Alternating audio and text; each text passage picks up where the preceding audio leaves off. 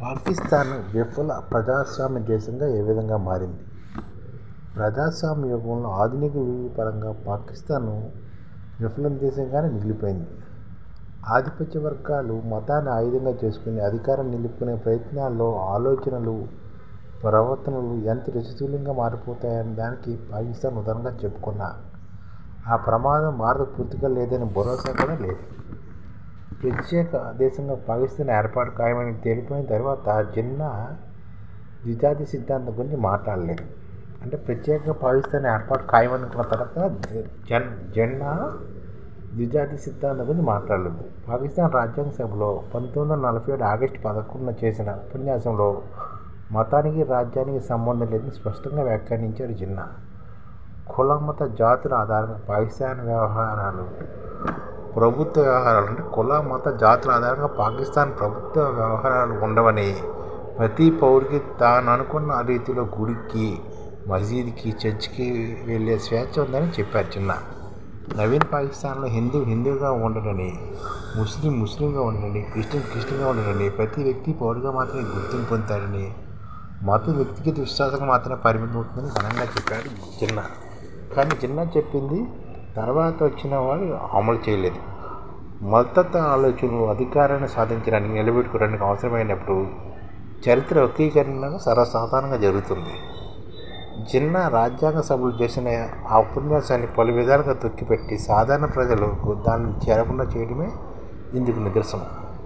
పాక్ తొలి ప్రధాని జియాఖత్ అలీ ఖాన్ దాన్ని పూనుకున్నామన్నారు. ద్విజాతి సిద్ధాన్ని తిరస్కరించేలా జిన్నా ప్రసంగం ఉండడం పాకిస్తాన్ మనుగడకి ప్రమాదంగా పరిగణించారు.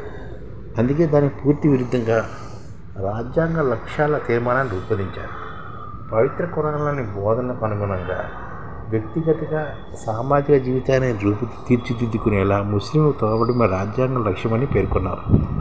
రాజ్యాన్ని ఇస్లామిక్ పరిభాషలో నిర్వచించుంటే తర్వాతి కాలంలో మతపరమైన చట్టాలకు అనుగుణంగా అడుగులు పడ్డాయి.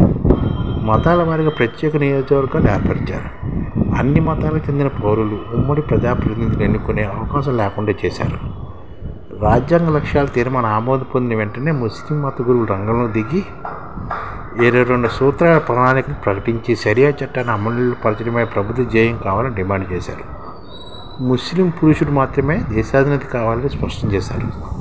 ముస్లింతో సమానంగా ముస్లిమేతరులకు హక్కులు ఉండకూడదని వాదించారు. మత గురువుల డిమాండ్లతో చాలా వాటిని ఆమోదిస్తూ 1950 రాజ్యాంగం తయారు చేయడంతోనే పాకిస్తాన్ గతించింది. ముస్లిమేతలు రాజ్యాధినేతకు అర్హత లేకుండా నిబంధనలు పొందుపరిచారు. ఇస్లామిక్ రిపబ్లిక్ ఆఫ్ పాకిస్తాన్గా దేశాన్ని పేర్కొన్నారు.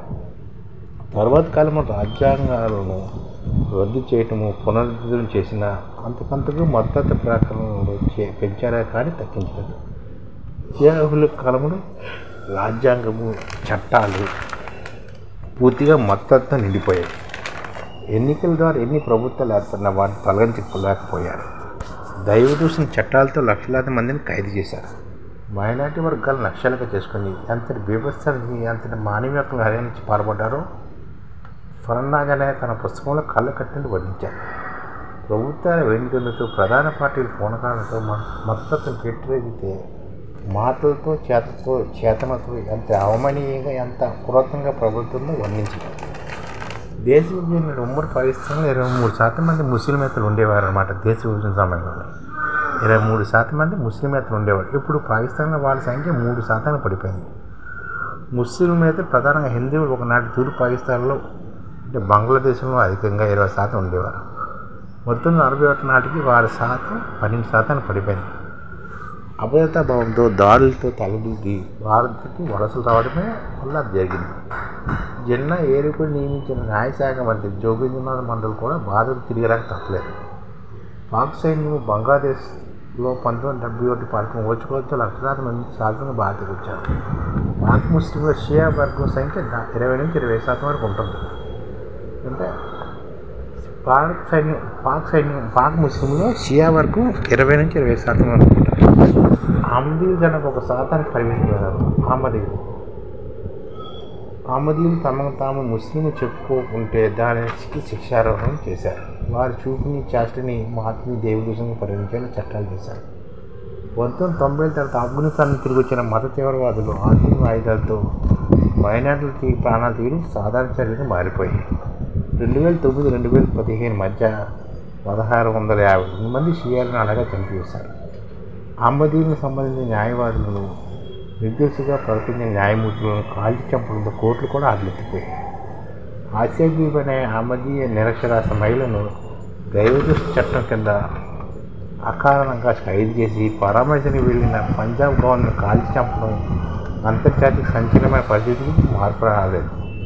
మతవాదులు కొన్ని సంతృప్తిపరచడానికి ఆధునిక ప్రజాస్వామ్య సిద్ధాంతాలు ఫలంగా పెట్టడంతో సమన్యాయపాలన తిరోధకాలు ఇవ్వడంలో మైనార్టీ బలి పశువులు అయ్యారు.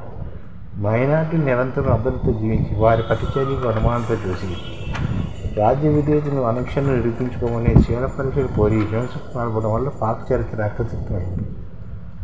అలాగే భారత ఉపఖండం విషాదము బీభత్సం కూడా అదే విధంగా తయారవుతుందని అనుకుంటాను. ఈ విధంగా పాకిస్తాన్ ముస్లిం రాజ్యంగా అవతరించి ఓ విఫల ప్రజాస్వామ్య రాజ్యంగా అవతరించిందన్నమాట ఒక విధంగా చెప్పాలంటే.